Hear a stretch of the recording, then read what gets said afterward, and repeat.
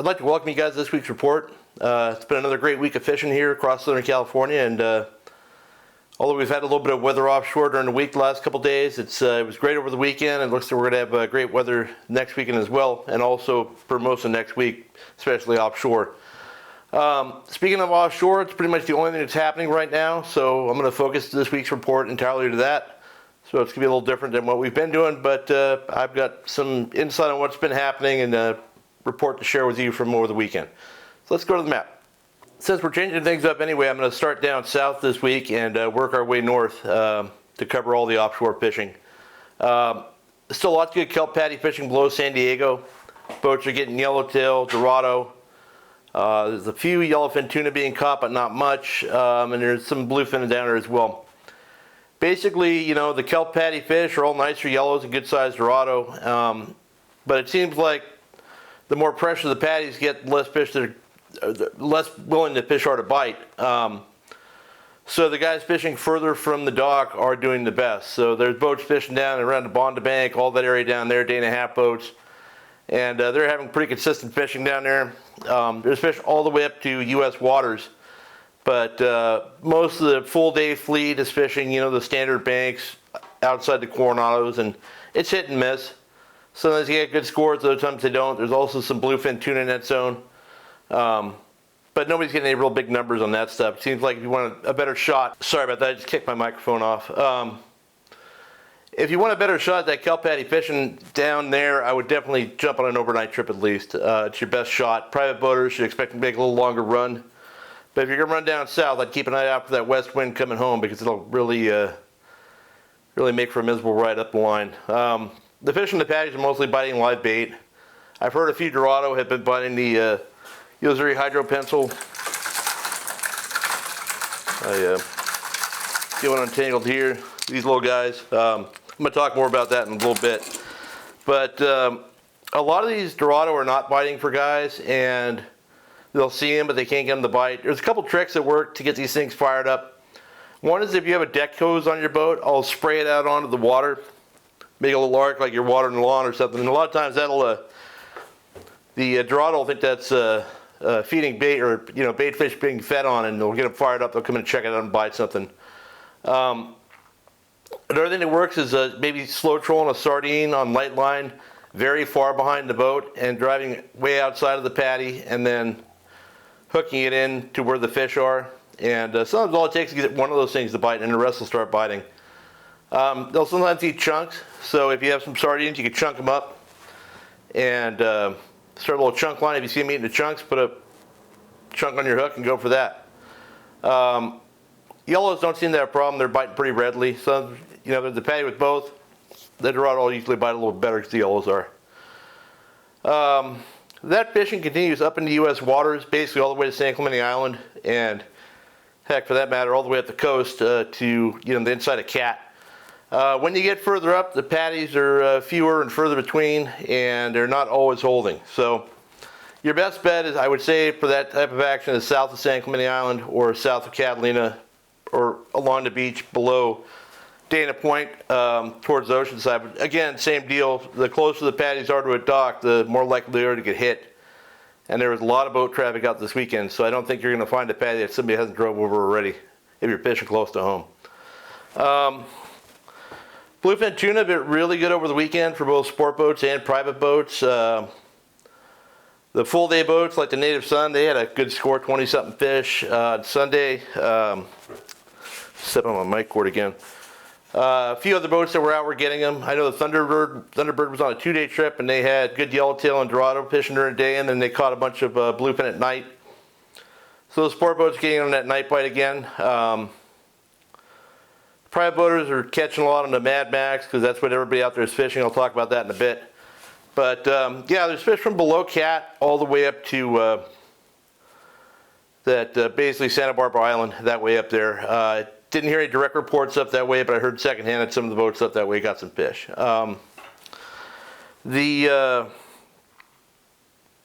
fish bit better, the bluefin anyway, during the weekend, I think due to the full moon. It kind of dropped off on Monday and Tuesday, a little slower. Today is Wednesday afternoon. I haven't heard anything about today yet, but that should stabilized. It's probably not going to be as good as it was, but they should stick around. There's plenty of bait here. And when they're not biting as readily, they're not as aggressive, you're going to find the best action around your late morning and early afternoon tide as you normally would, as opposed to all day long. I went out on Saturday. We had the Balboa Angling Club Lady Anglers Tournament. So Jimmy and I took out his wife Tracy, her friend Donna, and Allie to try and catch a marlin or some tuna. And we launched at Newport, and our intention was to run for the backside of the 152 ridge, or maybe run out to the mackerel bank. But once we got a little further out, we had a little bit of west wind in the morning. It made it pretty tough to get out there, so we aborted mission because we didn't want to spill the ladies' cocktails. It was supposed to be a fun tournament. We fished our way up the 152 ridge towards the east end of Cat, and Allie actually brought along a Mad Mac, which is the first time I've ever actually seen one in person, and we put it back and had 2 bites on it in about 5 minutes, and both didn't even stick for more than a few seconds. So I don't know what they were. It wasn't kelp, but took some line, took clicker. You know, the drag was pretty tight, and it was really running with something. But maybe a smaller tuna that just came off. We didn't have the back hook swapped out of the treble or anything. And after that, we just cut that thing off, put it in the rack. We ended up running towards the Avalon bank. There was a lot of bait on the 152, a lot of bait towards the end of the shipping lanes. As we got to the Avalon bank, the bait kind of dried up, and we put the marlin jigs out on the edge of the where there was still bait, and then that was in dirtier water. And as we trolled in the clearer water, where the marlin would likely live, the bait disappeared. So it seems like a lot of the bait that's out there right now is hanging in that dirty water. And it's not super dirty. It's just not that, you know, blue offshore water you would expect. Anyway, the wind died down a little bit about that time. It's probably 11 o'clock, so we decided to try and run out to the mackerel bank again. And we got just a few miles past the 152 ridge and ran into a big foamer, a bluefin. A lot of guys have been complaining about these bluefin not biting lures very well. I think really it's just the type of foamer you're coming onto. There's 2 basic kinds of foamers that we see out here. There's these spread out ones where the fish are just popping through stuff.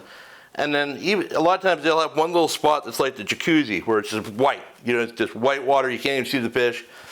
It seems like if you can get a lure into that thing, it's a bite every time. My buddy Jonathan was out on Sunday, and he had a video of kind of what I'm talking about here.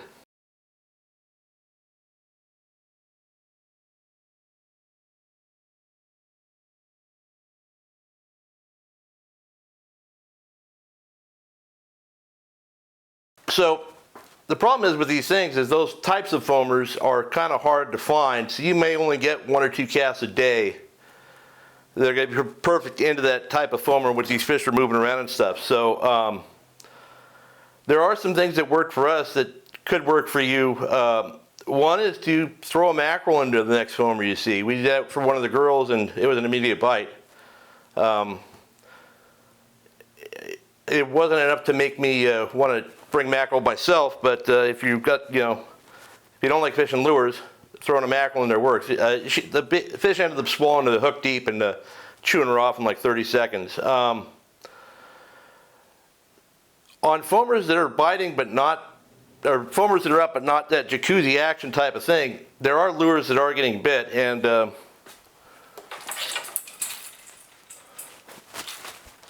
our lure was the Yozuri Hydro Pencil. This is a sardine color. I think the one with silver and black. This lure is getting bites when those fish are not jacuzzi foamed it out, you know. So the problem with that lure is it's kind of a lighter lure, and you need a bass rod to throw it. Allie threw one of those into a foamer and on like this 9-foot Fenwick all graphite rod, and fought it for close to 2 hours.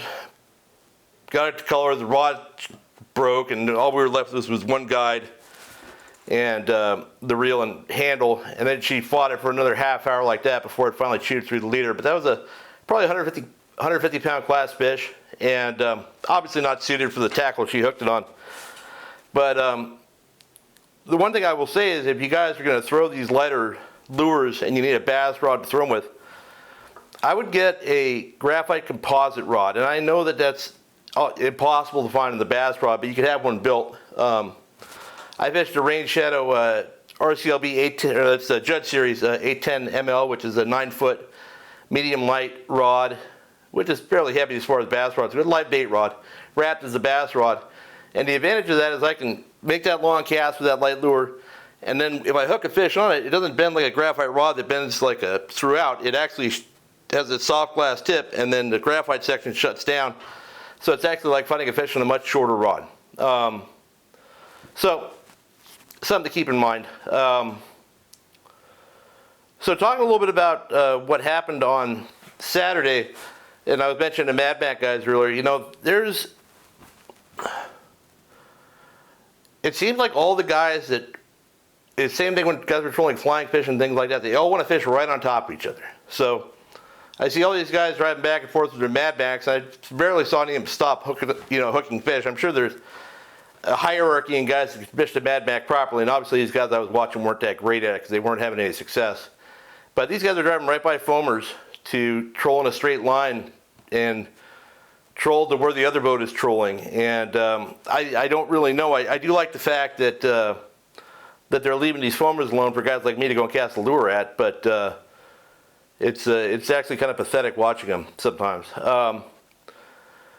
But if I were out there trolling a Mad Mac, which I did for a few minutes, is I didn't put the Mad Mac in and drive in a straight line. What I did was I got in an area where I saw some bait, and more importantly, some birds sitting underwater. There weren't any birds flying, but there were birds sitting, so I trolled by those birds that were sitting, and I immediately got a bite. Fish came off, so I looked for more birds, and saw some birds hopping around, hopscotching around, trolled through there, got another bite. And then we got an area with a bunch of surf grass and kelp and stuff, and it's just, you foul that lure, it's so far back, it's a pain in the ass to wind in. We just got tired of dealing with it after about 10 minutes. But if I were going out to troll a Mad Mac, I would try and troll around an area that I see birds and bait and fish on the surface. And if you see fish on the surface, why not just go outside them in a big arc and then swing your Mad Mac right through there since you're trolling it so far back? You don't need to drive in a straight line everywhere or race to where the other guys are. I mean, these are tuna acting like tuna have done since they got here. They're not moving great distances. So if you troll at 12 knots, you can troll 12 knots in an hour or whatever. You're going to, in 15 minutes, you're going to be 4 miles away from wherever those tuna were if you drive in a straight line. So maybe instead of doing that, make some big sweeps or something like that and just zigzag back and forth through that area. Those tuna are not moving 12 miles in an hour. They're not doing any of that. So if you're just trolling in a straight line, you're going to leave the fish you see, probably not catch anything for a while, and then hopefully stumble onto something else, which you're immediately going to troll past as well. And there's a bunch of other boats in there chopping it up. I wouldn't troll through there. The reason those Mad Macs are working is because they're running clean water behind the boat, I think. And if you're trolling through guys' prop wash all day, you're kind of defeating the purpose with that. But yeah, that's about it.